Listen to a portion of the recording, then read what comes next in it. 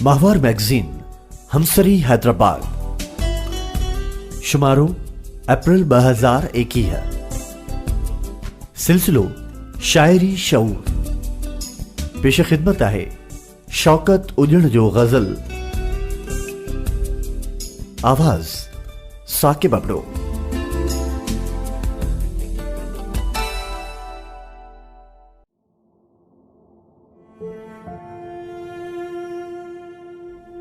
पाछो हो सो गुम थी वींदो का न ख़बर हुई,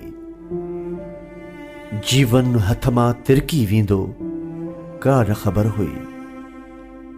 मूंखे समझो नातो दिल जो सदियों हलंदो, शीशे वांगुर टिड़की पवंदो का न ख़बर हुई।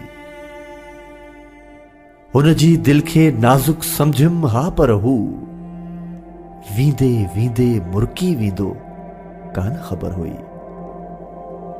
गालियूं दिल जूं खूब कचहरियूं गुम थींदियूं आहिनि, ख़्वाब नगर मां सिरकी वेंदो कान ख़बर हुई।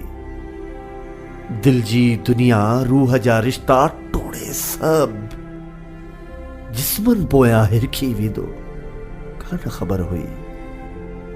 मिट्टीअ खे का माना ॾियण लाइ आयो हो, बाज़ारुनि में छमकी वेंदो कान ख़बर हुई। प्यासनि खे हुई प्यास पसण जी ॾाढी, पर शहर ॿुॾल ते बरसी वेंदो कान ख़बर हुई। वेठे तुंहिंजी ॻाल्हि अजाई जो निकिती, मुंहिंजो मनड़ो तड़पी वेंदो कान ख़बर हुई। मूंखे समझो विछड़ण खां पोइ पाण रिझाइण नामुमकिन आहे, पंहिंजे पाण सां परची वेंदो कान ख़बर हुई।